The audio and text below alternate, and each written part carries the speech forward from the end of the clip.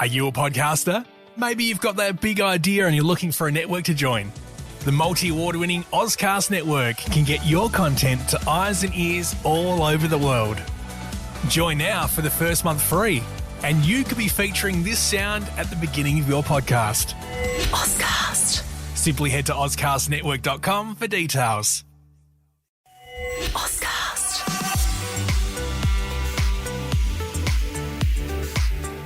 Hello and welcome. My name is Liam and I'm joined today by Andrew Andrews, and today we're going to talk about data. It's a bit of a topic that's become more and more important today, especially in this COVID environment.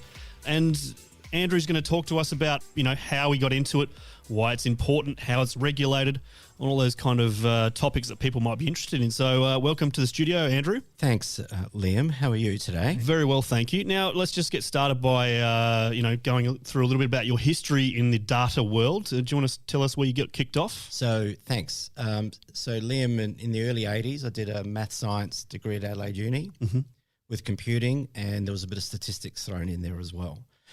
I finished uni, started my first job at finance in Canberra in 83, came back in 1984, and I worked at the Bureau of Statistics for 3 years. And my job at the time was to build statistical analysis systems in a language called SAS, which is still very popular today, and deliver graphics and analytics and graphs and charts in that system, and also train people on how to use it as well. So my passion for data started 34 years ago. Okay, now I guess the question for somebody who's a layperson when it comes to data, why is it important to get good data and well-gathered data, and what can be done with that data? What kind of positive use can be? I just, for all the negatives and all the bad stuff going on with COVID for the last 6 months, it's actually awoken, it's actually sparked an interest in data, because every day you read the news in the morning or see the news at night, and every day the conversation is number of cases of new infections, number of deaths, average rolling, 14-day rolling averages of the numbers, infections across states, the contact tracing numbers, all that sort of stuff. That's all data that's being presented to us every day.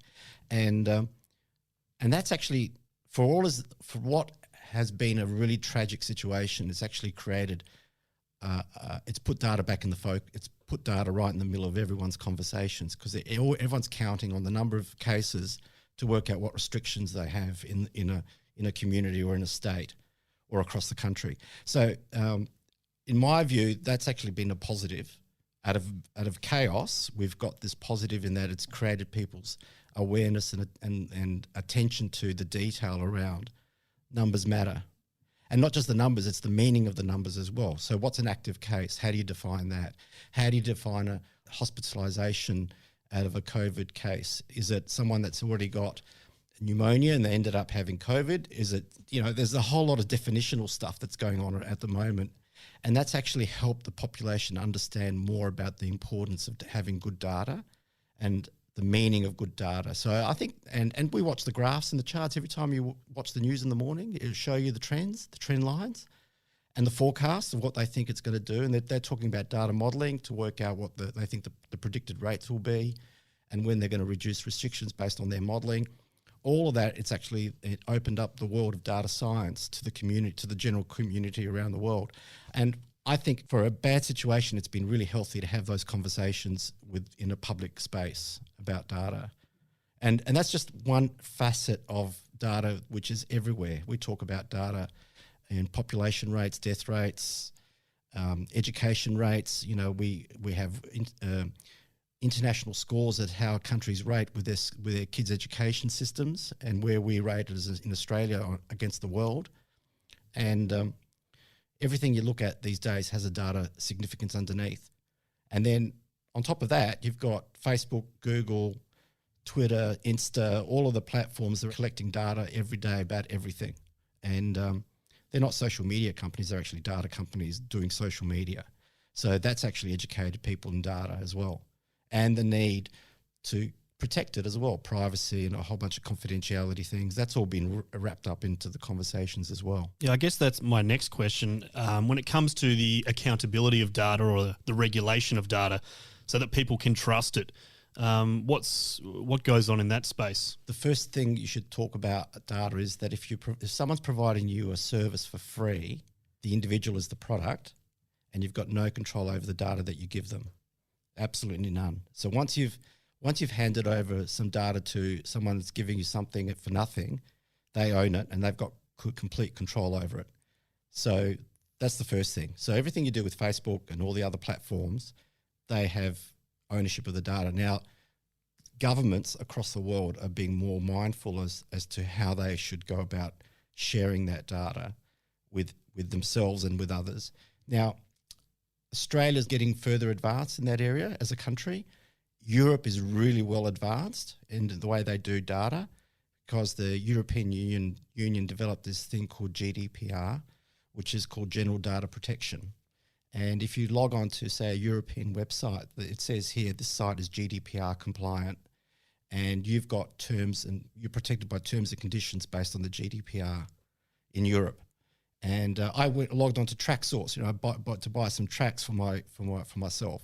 And the first thing it said here, you've got rights under GDPR and we're going to protect your rights under GDPR. That's really unique in the world, in my view. So, and you got the rights to delete and a whole bunch of good things that GDPR offers you. So that sort of stuff is actually going to happen more worldwide over time.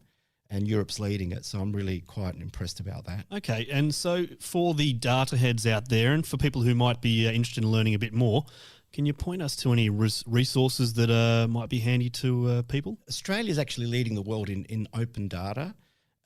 There's a website that the Commonwealth Government produced called data.gov.au, and that's actually open source data of everything that you can think of, mostly everything you can think of. State government data, Commonwealth data, local government data maybe. You can research data for universities, all that sort of stuff. It's a commonly available resource. So, undergrads or students or anyone doing some research can pick up those data sets for free just to download them off the site. It's called data.gov.au. It might have 30,000 plus sites, data sets on there. Bureau of Stats, obviously, produce lots of data. Bureau of Meteorology. There's, data resources all around the world that you could pick up for free and legally as well. And you see a lot of the times you log in, you see infographics appearing on social media. Well, that's all manufactured data that is there to serve a purpose. So there's data there as well. And infographics is a classic example of people interpreting data and sharing it to display a meaning or some sort of significance with data. And that's something been really new in the last, 5-10 years, I think. So there's lots of places where to look for data and maybe in the podcast I can attach some links maybe to the podcast to show people where to look. That'd be great. Yeah, we can do that. No worries at all. Well, Andrew, thanks very much for having a chat to us today. Yeah. Where can people find you if they want to find out more about you? I'm on LinkedIn, Andrew Andrews on LinkedIn, on Facebook. I'm on all the socials. Thanks so much for talking to us today. Thanks so much, Liam, for the opportunity. Cheers.